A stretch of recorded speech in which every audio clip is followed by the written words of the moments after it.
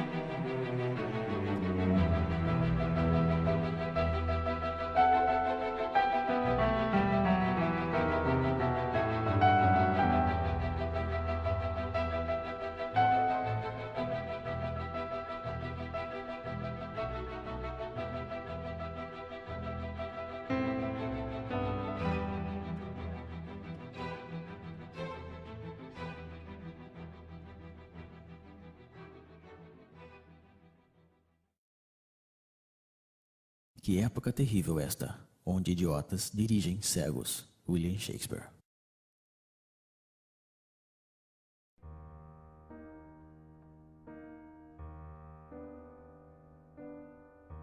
A servidão moderna é uma escravidão voluntária, aceita por esta multidão de escravos que se arrastam pela face da terra. Eles mesmos correm atrás de um trabalho cada vez mais alienante que lhes é dado generosamente se estão suficientemente domados. Eles mesmos escolhem os amos a quem deverão servir.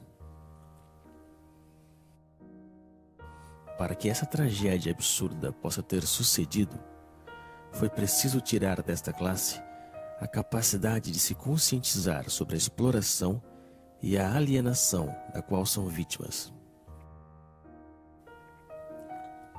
Eis então a estranha modernidade da época atual. Ao contrário dos escravos da antiguidade, aos servos da Idade Média e aos operários das primeiras revoluções industriais, estamos hoje frente a uma classe totalmente escrava, que, no entanto, não se dá conta disso, ou melhor ainda, que não quer enxergar.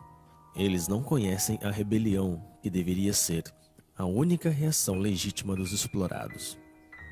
Aceitam sem discutir a vida lamentável que foi planificada para eles. A renúncia e a resignação são a fonte de sua desgraça. O urbanismo é a tomada do meio ambiente natural e humano pelo capitalismo, que, ao desenvolver-se em sua lógica de dominação absoluta, refaz a totalidade do espaço como seu próprio cenário. Guy Debord, A Sociedade do Espetáculo.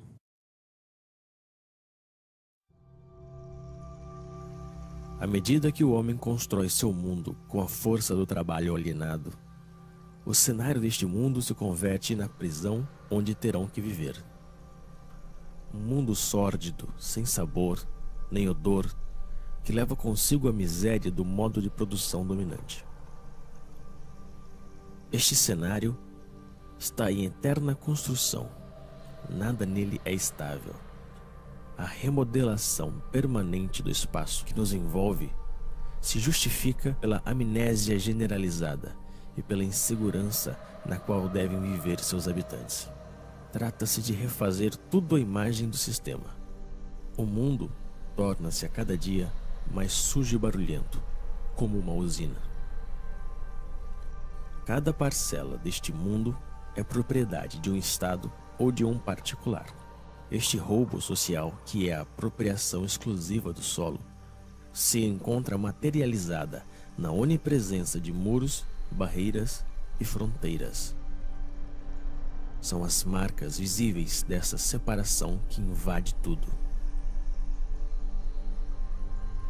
Mas ao mesmo tempo, a unificação do espaço, de acordo com os interesses da cultura mercante, é o grande objetivo da nossa triste época. O mundo deve transformar-se em uma imensa autópsia, racionalizada ao extremo, para facilitar o transporte das mercadorias. Todo obstáculo, natural ou humano, deve ser destruído. O ambiente onde se aglomera esta massa servil é o fiel reflexo de sua vida. Se assemelha a jaulas, a prisões, a cavernas. Porém, contrariamente aos escravos e aos prisioneiros, o explorado dos tempos modernos deve pagar por sua jaula.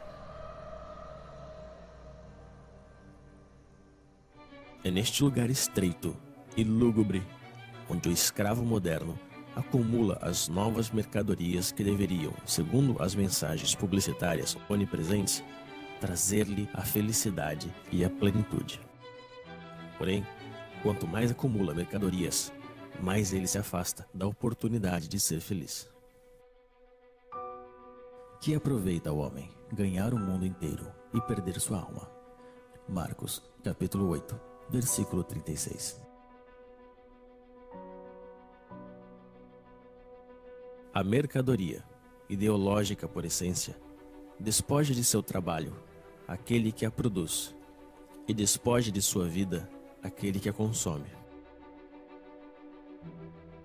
No sistema econômico dominante, já não é mais demanda que condiciona a oferta, mas a oferta que determina a demanda.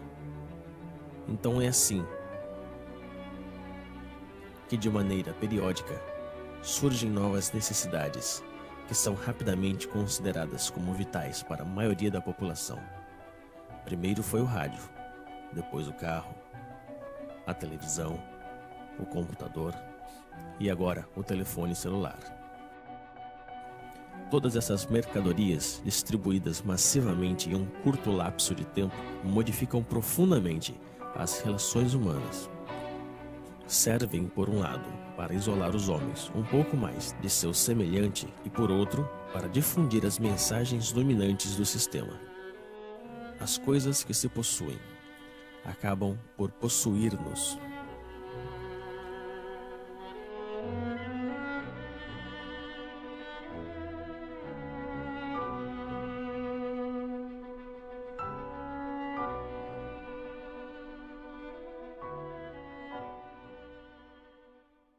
O que vem a ser alimento para um é veneno para outro. Paracelso. Porém, é quando se alimenta que o escravo moderno ilustra melhor o estado de decadência em que se encontra. Dispondo de um tempo cada vez mais limitado para preparar a comida que ingurgita, ele se vê obrigado a engolir rápido o que a indústria agroquímica produz. Errando pelos supermercados, à procura dos substitutos que a sociedade da falsa abundância consente em dar-lhe, só lhe resta a ilusão da escolha. A abundância dos produtos alimentícios apenas dissimula sua degradação e sua falsificação. Não são mais que organismos geneticamente modificados, uma mistura de colorantes e conservantes, de pesticidas, de hormônios e outras tantas invenções da modernidade.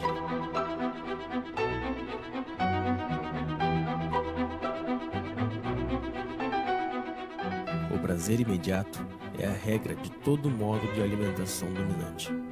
Também é a regra de todas as formas de consumo, e as consequências que ilustram essa forma de alimentação se veem em todas as partes. Trabalho, do latim tripalium, 3 paus, instrumento de tortura.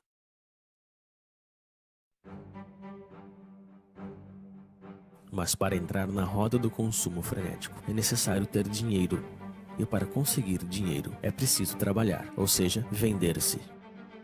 O sistema dominante fez do trabalho seu principal valor, e os escravos devem trabalhar mais e mais para pagar a crédito a sua vida miserável. Eles estão esgotados de tanto trabalhar, perdem a maior parte de sua energia e têm que suportar as piores humilhações. Passam toda a sua vida realizando uma atividade extenuante e insidiosa que é proveitosa apenas para alguns. A invenção do desemprego moderno tem como objetivo assustá-los e fazê-los agradecer sem parar a generosidade do poder que se mostra tão generoso com eles. Que fariam sem esta tortura que é o trabalho? E são essas atividades alienantes que são apresentadas como libertadoras. Que mesquinhez e que miséria!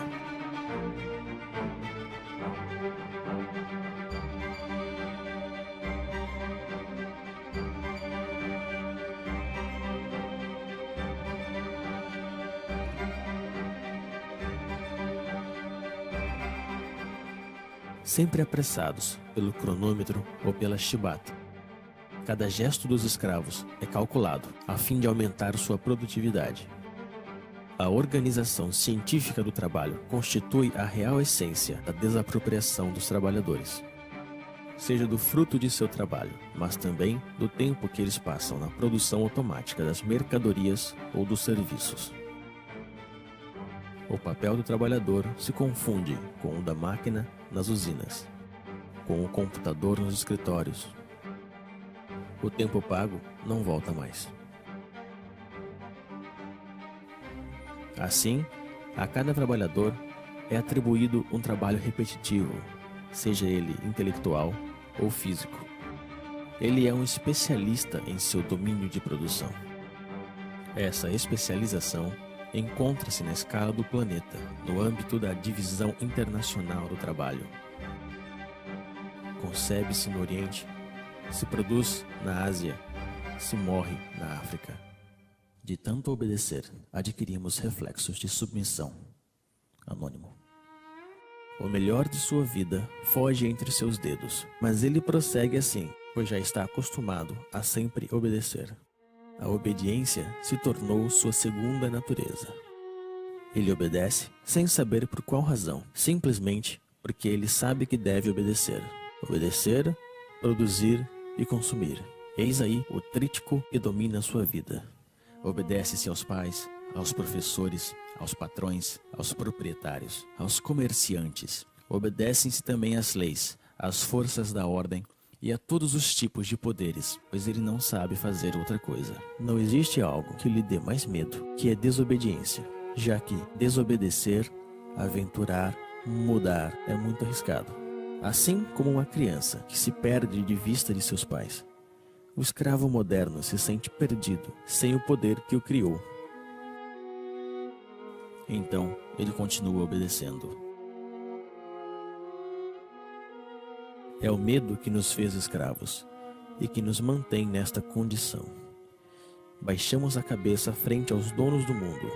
Aceitamos essa vida de humilhação e de miséria somente por medo.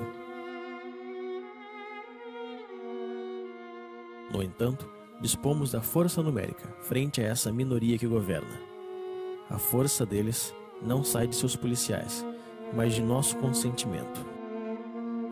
Justificamos nossa covardia diante do enfrentamento legítimo contra as forças que nos oprimem com um discurso cheio de humanismo modernizador.